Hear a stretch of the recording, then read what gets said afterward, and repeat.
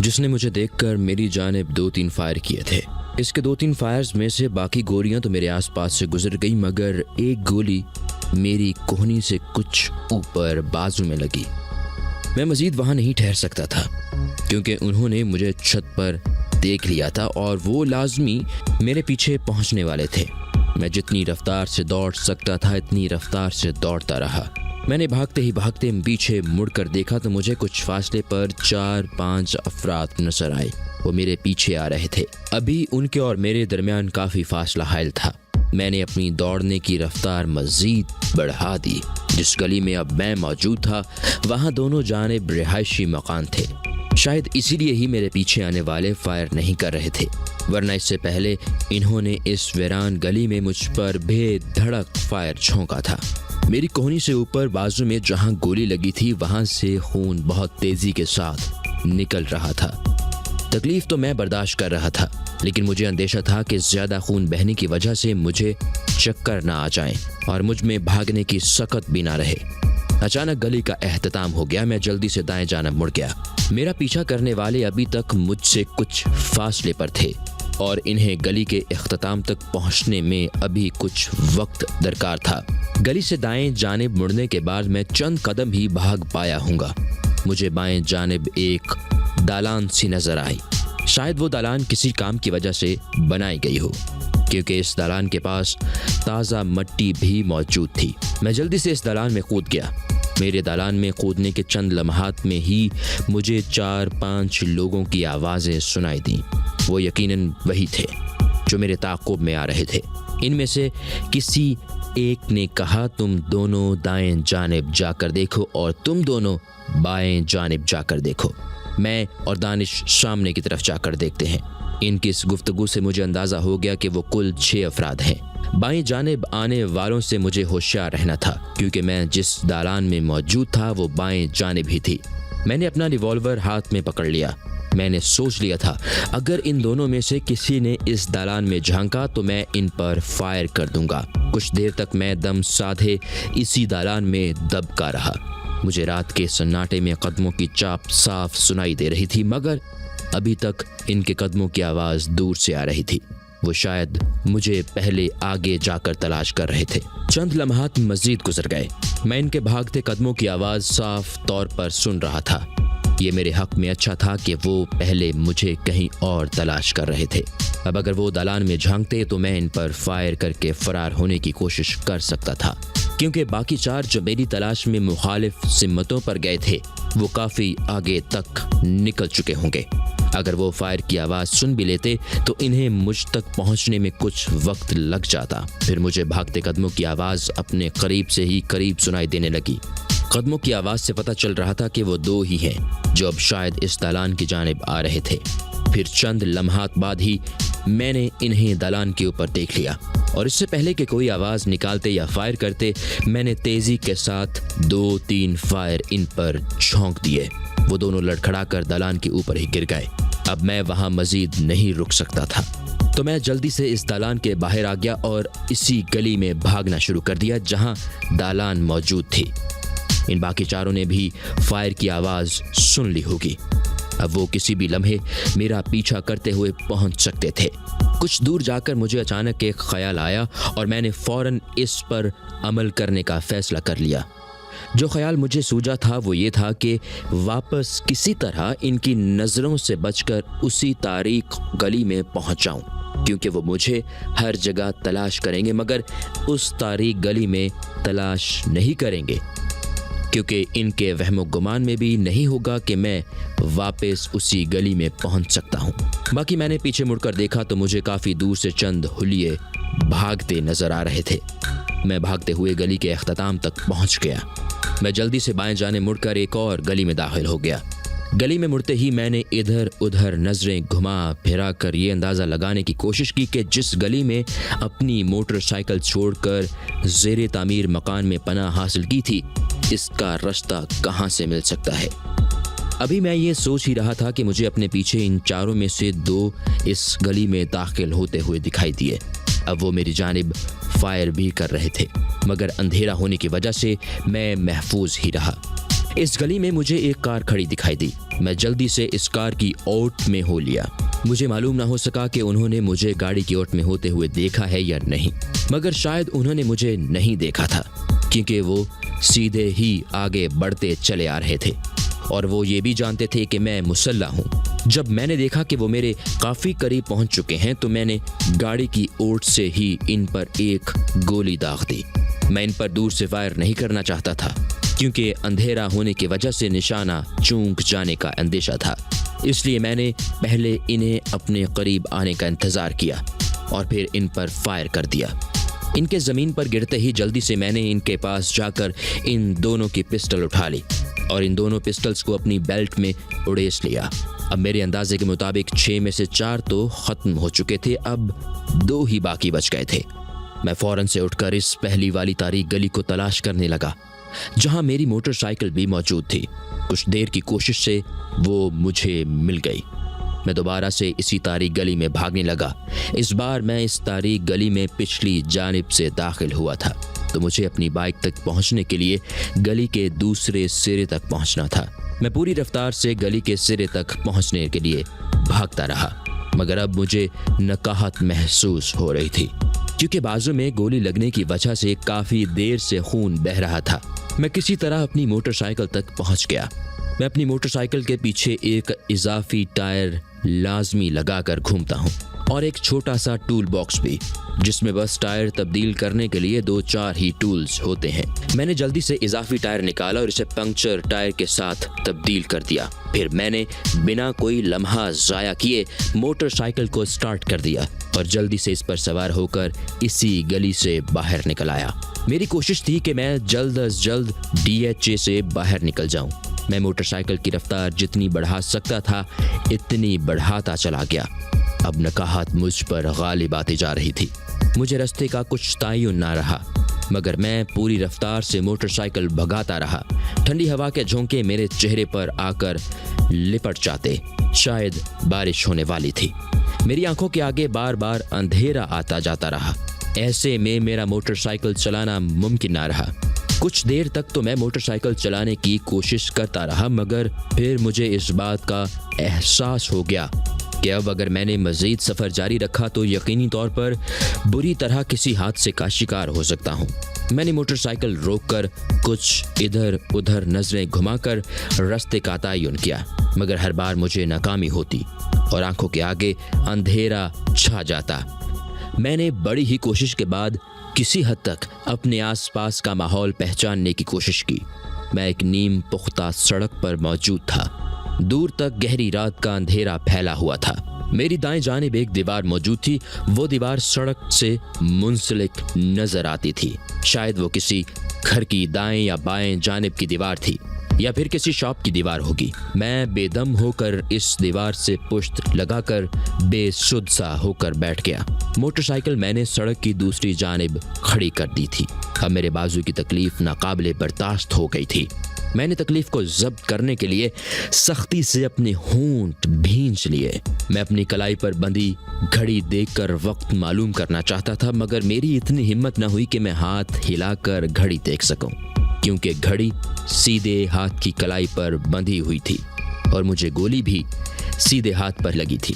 तकलीफ की शिद्दत से मालूम हो रहा था कि गोली बाजू में ही मौजूद है। मुझ पर बेहोशी सी तारी हो रही थी, मगर मैं बार बार सर झटक कर खुद को बेहोशी में जाने से रोक रहा था। फिर एकदम से मैं तकलीफ से जैसे आरी हो गया। मेरे सामने आमना खड़ी थी अपने रोशन चेहरे के साथ। मैंने कहा, आमना, तुम ठीक हो ना? वो कुछ ना बोली, बस मुझे देखती रही। उसकी आंखों में बला की उदासी थी। फिर उसके लब हिले। उसने कहा, असद, ये आपने अपना क्या हाल बना लिया है? इस अंधेरी रात में आप किस तरह एक सड़क के किनारे मिट्टी में बेदम होकर बैठे हैं? आपके कपड़ों पर कभी अगर हल्की सी भी गर्द लग जाती थी तो आप फौरन कपड़े चेंज कर लिया करते थे, और आज? मैंने मुस्कुराकर इसे देखा और कहा, वो तब की बात थी जब तुम मेरे साथ थी। तुमने अपने असद का ख्याल करना छोड़ दिया तो मुझे दुनिया ने जिंदगी में ही مٹی پر لوٹ پوٹ ہونے پر مجبور کر دیا۔ وہ خاموش رہی۔ میں نے پھر کہا، آمنہ تم کیوں مجھے چھوڑ کر چلی گئی؟ کیا تمہیں مجھ پر ترس نہیں آ رہا؟ پلیز واپس آ جاؤ، مجھے سنبھال لو۔ اس نے کہا، اسد اب میں جہاں ہوں وہاں سے کوئی واپس نہیں آتا، میں بھی نہیں آ سکتی۔ اگر آپ کو لڑنا ہوگا، آپ کو ہمت کرنی ہوگی تاکہ پھر کوئی ظالم کسی اسد سے اس کی آمنہ نہ چھین لے، اور آپ کو ان تمام لوگوں کو زمانے کے سامنے عبرت کا نشان بنانا ہوگا جو بھی ہماری بربادی کے ذمہ دار ہیں۔ پھر اس نے اپنا ہاتھ آگے بڑھا دیا۔ میں نے اپنا ہاتھ اس کے ہاتھ میں دے دیا۔ اس نے کہا، اٹھو اسد، میرا ہاتھ آپ کے ہاتھوں میں ہے، آپ کو میرے لیے اٹھنا ہوگا، آپ کو ظلم کے خلاف اٹھنا ہوگا۔ میں اپنی جگہ سے ذرا سا سرکا تو ایک دم سے وہ میری نظروں سے غائب ہو گئی۔ میں نے ادھر ادھر دیکھا، میں وہی سڑک کے کنارے موجود تھا اور سامنے میری موٹر سائیکل موجود تھی۔ بارش کی موٹی موٹی بوندیں میرے چہرے پر پڑ رہی تھیں۔ میں شاید کچھ دیر کے لیے بے ہوش ہو گیا تھا، اور جب بارش کی بوندیں میرے چہرے پر پڑیں تو میں ہوش میں آ گیا۔ میں نے کافی کوشش کی کہ خود کو اٹھا سکوں اور جا کر موٹر سائیکل پر سوار ہو گیا۔ تھوڑی ہی کوشش سے میں موٹر سائیکل بھی سٹارٹ کرنے میں کامیاب ہو گیا۔ اب میں ایک نارمل رفتار سے موٹر سائیکل چلا رہا تھا۔ کچھ ہی دور جا کر مجھے معلوم ہو گیا کہ اس وقت نیلم کالونی کے آس پاس موجود ہوں۔ میں نے اپنی موٹر سائیکل کا رخ بورڈ بیسن کی جانب کر دیا اور وہاں سے ہوتا ہوا سائیڈ ایریا کی جانب نکل گیا۔ جب میں حبیب بینک کے پاس پہنچا تو میں نے کلائی پر بندھی گھڑی پر وقت دیکھا تو رات کے 3 بج رہے تھے۔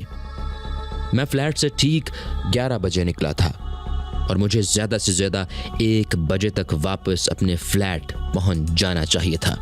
یقیناً ارباز اور ذیشان نے 1-1:30 بجے تک تو میری واپسی کا انتظار کیا ہوگا، اور اس کے بعد انہوں نے اروش کو کال کر کے معلوم کیا ہوگا، اور جب اروش نے انہیں یہ بتایا ہوگا کہ میں تو اس کے پاس آیا ہی نہیں تو یہ بات یقینی تھی کہ وہ سب ہی تشویش میں مبتلا ہو گئے ہوں گے۔ یہ سب سوچتے ہوئے میں ناظم آباد پہنچ گیا۔ میں نے موٹر سائیکل پارکنگ میں کھڑی کی اور اپنے فلیٹ کی طرف چل دیا۔ یہ بھی اچھا تھا کہ رات کا وقت تھا، اندھیرے کی وجہ سے بلڈنگ کے چوکیدار کو میری خون آلودہ شرٹ دکھائی نہیں دی۔ ویسے میں نے سوچ لیا تھا اگر چوکیدار نے دیکھ بھی لیا تو میں کہہ دوں گا کہ بارش ہونے کی وجہ سے رستے میں بائک سلپ ہو گئی تھی اور گرنے کی وجہ سے شدید چوٹیں آئی ہوئی ہیں۔ میرا فلیٹ 3ری منزل پر تھا۔ میرے لیے سیڑھیاں چڑھنا سخت دشوار ہو رہا تھا، مگر مجھے آخر سیڑھیاں چڑھنا ہی تھیں۔ میں ایک ایک سیڑھی چڑھتا گیا۔ ہر سیڑھی پر چڑھنے کے بعد مجھے محسوس ہوتا تھا کہ اب گرا، اب گرا، اب گرا۔ بہرحال میں کسی طرح سیڑھیاں طے کرتا کرتا اپنے فلیٹ کے سامنے آ پہنچا۔ میں نے ہاتھ بڑھا کر ڈور بیل بجائی۔ چند ہی لمحوں کے بعد ذیشان نے دروازہ کھول دیا۔ میں فوراً فلیٹ میں داخل ہو گیا۔ وہ دونوں جاگ رہے تھے۔ انہوں نے جب میری حالت دیکھی تو ایک لمحے کو تو وہ دونوں سکتے میں آ گئے۔ فلیٹ میں بتیاں روشن تھیں۔ میں نے بھی پہلی بار روشنی میں ایک نگاہ خود پر ڈالی۔ میری شرٹ ایک جانب سے پوری طرح خون آلود تھی۔ یوں لگ رہا تھا جیسے کسی نے شرٹ کو ایک جانب سے پوری طرح خون میں ڈبو دیا ہو۔ ان دونوں نے دوسرے ہی لمحے مجھے سہارا دیا اور اندر کمرے میں بیڈ تک پہنچا دیا۔ میں بیڈ پر پہنچتے ہی اس پر ڈھیر ہو گیا۔ ذیشان نے پوچھا، اسد کیا ہوا؟ یہ اتنا خون تمہاری شرٹ پر؟ میں نے نحیف آواز میں بس اتنا ہی کہا، بازو میں گولی لگی ہے اور گولی اندر ہی رہ گئی ہے۔ اس کے بعد میں نے بس اتنا ہی دیکھا کہ ارباز میرے پاؤں سے جوتے اتار رہا تھا اور پھر میری آنکھیں خود بخود بند ہوتی چلی گئیں۔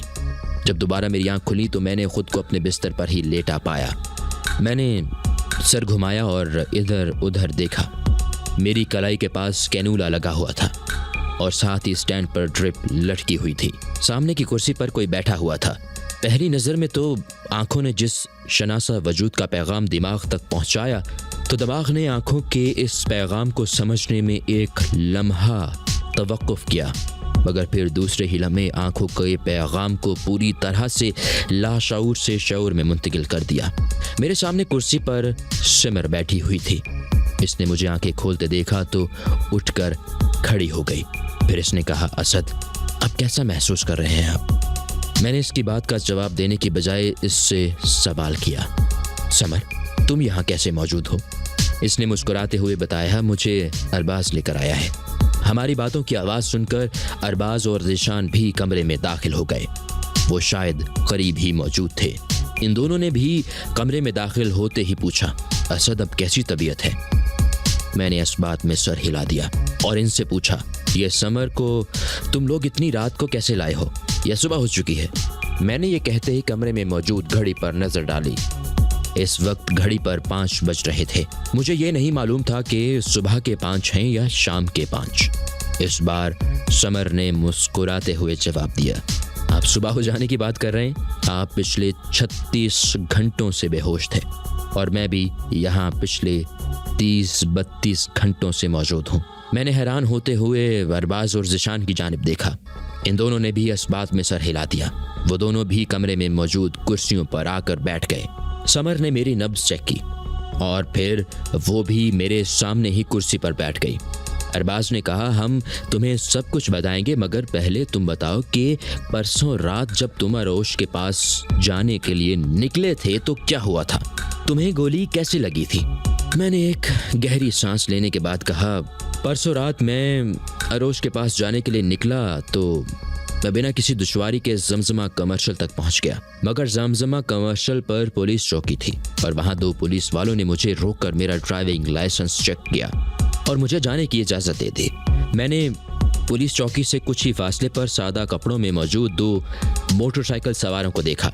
मैं जितनी देर पुलिस वालों के पास रुककर अपना ड्राइविंग लाइसेंस दिखाता रहा, इस दौरान इन दोनों मोटरसाइकिल सवारों की नज़रें मेरी जानिब निगरान रहीं। मैंने इनकी तरफ ज़्यादा ध्यान नहीं दिया। मैं समझा कि वो इसलिए मेरी जानिब देख रहे हैं कि शायद वो समझते हैं कि मुझे मुश्तबा समझकर पुलिस ने रोका है और वो दोनों तजस्सुस के बायस मेरी जानिब देख रहे हैं, मगर ऐसा समझना मेरी बहुत बड़ी भूल थी। फिर इनको मैंने बाद में होने वाले तमाम वाक़यात से आगाह किया। वो तीनों बड़ी हैरत और महवियत से मेरी तमाम गुफ्तगू सुन रहे थे। मेरे खामोश हो जाने के बाद कुछ देर तक हम चारों ही अपनी अपनी गहरी सोचों में गोते खाते रहे। फिर ज़ीशान ने एक ठंडी आह भरने के बाद कहा, तो वो लोग कौन हो सकते थे? मेरे बजाय अरबाज ने कहा, जाहिर है जलील राना के बंदे होंगे, और कौन हो सकता है? इसने पूरे शहर में जगह जगह अपने बंदे असद की राह पर लगाए हुए हैं। ज़ीशान ने कहा, मगर सवाल ये पैदा होता है कि उन्होंने तुम्हें पहचाना कैसे? तुमने बताया है कि पुलिस वालों ने भी तुमसे हेलमेट उतरवाने का तकाजा नहीं किया, तो फिर इन्हें तुम्हारे बारे में कैसे मालूम हुआ? मैंने कहा, हाँ ये बात तो मुझे भी समझ नहीं आ रही कि इन्हें मेरी शनाख्त किस तरह हुई। इस बार समर ने कहा, असद आप अपने फ्लैट से निकल कर किस सवारी को इस्तेमाल करते हुए गए थे? मैंने कहा, मैं अपनी बाइक पर गया था, लेकिन तुम्हारा कहने का मतलब क्या है? इसने कहा, बस तो फिर ये मुअम्मा हल हो गया। जलील राना ने यकीनन किसी तरह आपकी बाइक का नंबर पता चला लिया होगा और आपकी तलाश पर मामूर अपने तमाम लोगों को आगाह कर दिया होगा, और जब आप पुलिस चौकी पर पुलिस वालों को अपना ड्राइविंग लाइसेंस दिखा रहे होंगे तो वहां पर आपकी तलाश में मौजूद इन दोनों ने आपकी बाइक का नंबर देख लिया होगा। ज़ीशान ने कुछ कहने के लिए मुंह खोला ही था कि मैंने कहा, हाँ समर, शायद तुम्हारा अंदाज़ा दुरुस्त मालूम होता है, क्योंकि इसके अलावा कोई दूसरी वजह समझ नहीं आती कि मुझे शनाख्त कैसे कर लिया गया। फिर मैंने अरबाज की तरफ देखते हुए कहा, चलो ये सब तो हो गया, मगर समर को यहाँ तक कैसे लाए हो? अरबाज ने बताया, जब परसों रात तुम यहाँ पहुँचे तो इस वक्त 3 बज रहे थे, तो तुम यहाँ पहुँचते ही बेहोश हो गए। गोली तुम्हारे बाजू में ही थी। हम तो तुम्हें किसी अस्पताल भी नहीं ले जा सकते थे। एक तो ये पुलिस केस था और दूसरी बात ये कि पुलिस तो खुद तुम्हारी तलाश में है, मगर तुम्हारी हालत काफ़ी ख़राब थी और तुम्हें फौरी तौर पर बेहतर इलाज की ज़रूरत भी थी। मैंने ज़ीशान के साथ मशवरा किया तो हमने यही बेहतर समझा कि किसी तरह समर को यहाँ लाया जाए तुम्हारे इलाज के लिए। इस सिलसिले में ज़ीशान ने पहले मरियम को कॉल करके बताया कि असद कुछ ज़ख्मी हो गया है और इसे इलाज की फ़ौरन ज़रूरत है, मगर हम इसे अस्पताल नहीं ले जा सकते। ज़ीशान ने मरियम से कहा कि वो समर को कॉल करके पूछे कि क्या वो अभी इसी वक्त आ सकती है। मरियम ने पूछा कि अगर समर आने के लिए तैयार हो जाए तो इसे कहाँ आना होगा। ज़ीशान ने इसे कहा कि वो अभी जगह नहीं बता सकता। اگر سمر آنے کے لیے تیار ہو جاتی ہے تو ارباز اسے خود اس کے گھر سے یہاں لے آئے گا۔ 10 منٹ بعد ہی مریم کی کال آ گئی اور اس نے بتایا کہ اس کی سمر سے بات ہو گئی ہے اور وہ آنے کے لیے تیار ہے۔ ذیشان نے کہا ٹھیک ہے، ابھی کچھ دیر میں ارباز تمہارے پاس پہنچ جائے گا، پھر تم اور ارباز سمر کے گھر جا کر اسے لے آنا۔ ارباز نے کہا میں جس وقت یہاں سے نکلا اس وقت رات کے 3:30 بج رہے تھے۔ میں ٹھیک 20 منٹ بعد ذیشان کے گھر پہنچ گیا۔ وہاں سب گھر والے جاگ رہے تھے۔ میں نے مریم کو اپنے ساتھ لیا اور سیدھا سمر کے گھر پہنچ گیا۔ جب ہم سمر کے گھر پہنچے تو سمر پہلے ہی وہاں تیار بیٹھی ہوئی تھی۔ میں نے اپنی بائک وہیں سمر کے گھر چھوڑی اور میں مریم کے ساتھ سمر کی کار میں بیٹھ گیا۔ پھر ہم نے پہلے مریم کو گھر چھوڑا اور وہاں سے سیدھا یہاں فلیٹ پر چلے آئے۔ جب ہم یہاں پہنچے تو اس وقت 5 بجنے والے تھے۔ میں نے سمر کو اس کے گھر ہی میں سب کچھ بتا دیا تھا کہ اسے کس نوعیت کا سامان اپنے ساتھ لانا چاہیے کہ وہ چھوٹا سا آپریشن کر کے گولی نکال سکے۔ سمر نے مجھے بتایا کہ اس نے پہلے ہی میڈیکل باکس میں تمام ضروری سامان رکھا ہوا ہے۔ یہاں پہنچ کر سمر نے پہلے تمہارے بازو سے گولی نکالی اور پھر اس پر بینڈیج بھی کر دی۔ تمہیں 1-2 انجیکشن بھی لگائے اور تمہارے ہاتھ سے خون کافی بہہ چکا تھا۔ سمر نے بتایا کہ تمہیں بلڈ کی ضرورت ہے مگر بلڈ کے حصول کے لیے صبح کا انتظار کرنا ضروری ہے۔ سمر 1-2 گھنٹے یہاں موجود رہی اور تمہیں اس دوران چیک کرتی رہی۔ پھر تقریباً 7 بجے سمر نے کہا کہ وہ پہلے گھر جاتی ہے اور وہاں اپنی والدہ کو اطلاع کر کے بلڈ کا انتظام کرنے کے لیے ہسپتال جائے گی۔ جیسے ہی بلڈ کا انتظام ہو جاتا ہے تو وہ سیدھا یہاں چلی آئے گی۔ پھر میں نے سمر کو گھر چھوڑا اور وہاں سے اپنی بائک لے کر واپس یہاں آ گیا۔ تم مستقل بے ہوش ہی تھے۔ تقریباً 10 بجے کے قریب سمر بلڈ کا انتظام کر کے یہاں پہنچ گئی۔ اس نے تمہیں بلڈ لگا دیا اور سارا دن تمہیں چیک کرتی رہی۔ جب شام ہوئی تو سمر گھر چلی گئی۔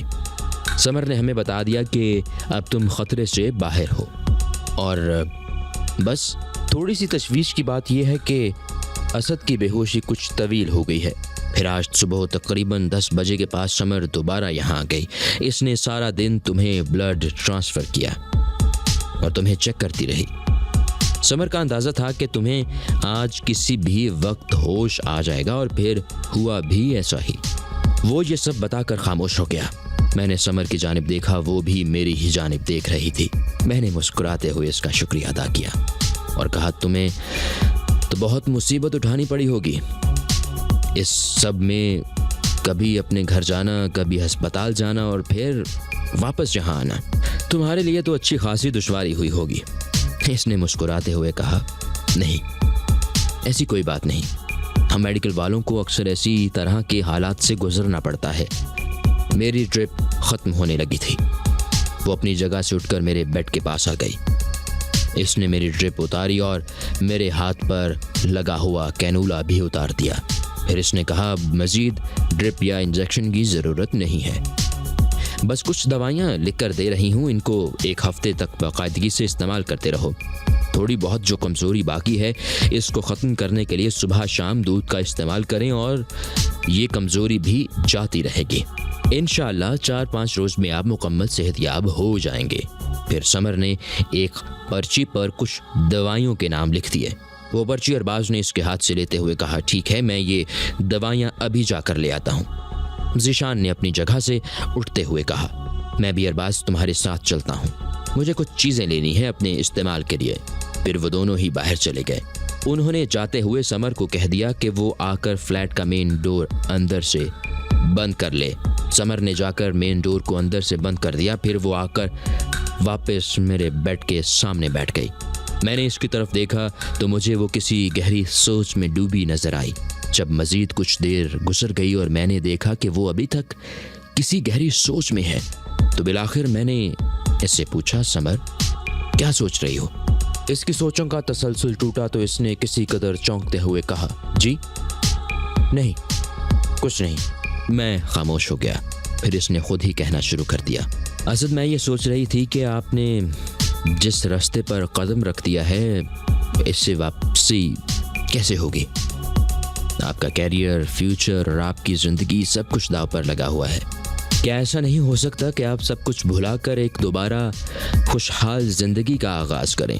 میں نے اس کی جانب دیکھا اور کہا، سمر، میرا کیریئر میرے گھر والوں کے لیے تھا، میرا فیوچر میری ہونے والی اولاد کے لیے تھا، اور میری زندگی صرف آمنہ کے لیے تھی۔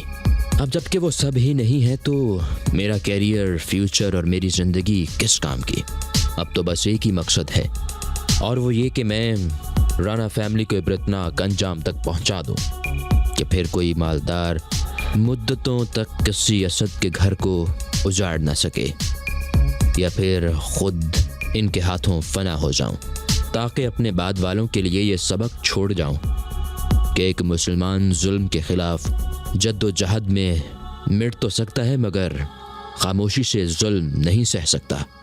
جابر کے ہاتھ کو روکنا فرض ہے ایک مسلمان پر، اور خاموشی سے ظلم سہتے رہنا گناہ ہے ایک مسلمان کے لیے۔ مگر اسد، مصلحت اندیشی کی بھی تو ایک مسلمان کو تلقین کی گئی ہے۔ سمر، جانتی ہو ظلم کے خلاف خاموشی کو کیوں ناپسند کیا گیا ہے؟ اس لیے کہ اگر ظلم کرنے والے کو نہ روکا جائے تو اس سے ظالم کے حوصلوں کو تقویت ملتی ہے، اور وہ ایک کے بعد ایک پر ظلم کرتا چلا جاتا ہے۔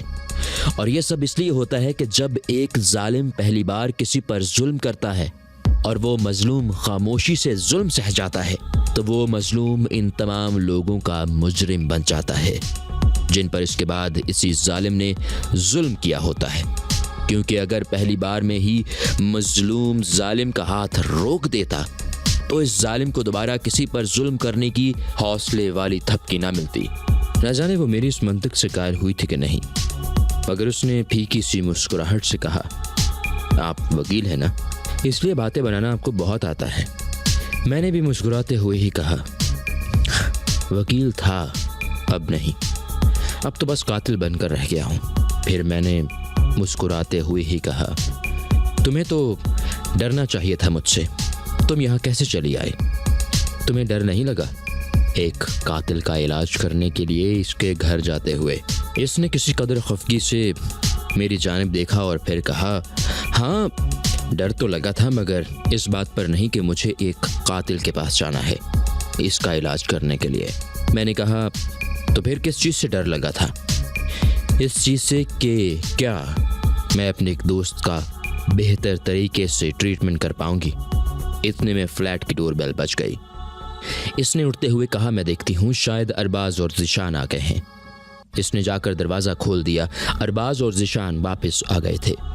ارباز نے کمرے میں آ کر دوائیں میرے سرہانے بیڈ ٹیبل پر رکھ دیں۔ تقریباً 1-1.5 گھنٹہ مزید سمر ہمارے ساتھ رہی اور شام ہوتے ہی وہ گھر چلی گئی۔ جاتے ہوئے اس نے مجھے دوائیوں کے استعمال کے بارے میں کچھ ہدایات دیں اور کہا، میں کل بھی تھوڑی دیر کے لیے کسی وقت آ جاؤں گی۔ ویسے اب آپ بالکل ٹھیک ہیں، بس بازو کے زخم بھر جانے میں 2-4 روز لگ جائیں گے۔ پھر وہ خدا حافظ کر کے فلیٹ سے باہر نکل گئی۔ اگلے روز صبح میرے موبائل پر اروش کی کال آئی۔ اروش نے پہلے تو میری خیریت دریافت کی۔ اروش کو بھی ارباز نے بتا دیا تھا کہ میں زخمی ہوں۔ رقم لینے کے لیے جب میں اس کی طرف آ رہا تھا تو مجھے کیا دشواریاں پیش آئیں، اور یہ بھی کہ میں گولی لگنے کی وجہ سے بے ہوش ہوں۔ اروش نے کہا، تو مجھے اپنی رہائش گاہ کا پتہ بتا دو، میں شام کو خود آ کر تمہیں رقم دے دیتی ہوں۔ میں نے کہا، مگر اروش تمہارا یہاں آنا ٹھیک نہیں ہوگا، کیونکہ اگر تمہیں یہاں آتے ہوئے کسی نے دیکھ لیا یا کوئی تمہارا تعاقب کرتا ہوا یہاں تک پہنچ گیا تو ہماری یہ واحد پناہ گاہ محفوظ نہیں رہے گی۔ اس نے مجھے یقین دلایا کہ ایسا نہیں ہوگا۔ ایسے جب اسے پوری تسلی ہو جائے گی کہ کوئی اس کا تعاقب نہیں کر رہا تو ہی وہ فلیٹ تک آئے گی۔ اگر اسے تھوڑا سا بھی شبہ ہوا کہ اس کا تعاقب کیا جا رہا ہے تو وہ فلیٹ کا رخ نہیں کرے گی۔ میں نے اس کو فلیٹ کا ایڈریس بتا دیا۔ اس نے کہا، ٹھیک ہے، میں رقم لے کر شام تک پہنچ جاؤں گی۔ شام سے کچھ دیر پہلے سمر بھی آ گئی۔ اس نے کسی ماہر ڈاکٹر کی طرح پہلے میرا چیک اپ کیا، پھر اس نے مطمئن ہو کر بتایا کہ میں بالکل ٹھیک ہوں۔ سمر کو ابھی آئے ہوئے کچھ ہی دیر ہوئی تھی کہ میرے موبائل پر اروش کی کال آئی۔ میں نے کال ریسیو کی اور اس نے بتایا کہ وہ ہمارے فلیٹ کی بلڈنگ کے باہر موجود ہے۔ اس نے کہا کہ میں پارکنگ میں گاڑی کھڑی کر کے اوپر آ رہی ہوں۔ اس نے یہ بھی بتایا کہ اس نے مکمل تسلی کر لی ہے، کسی نے بھی اس کا تعاقب نہیں کیا۔ کال بند ہو جانے کے بعد ذیشان نے پوچھا کس کی کال تھی۔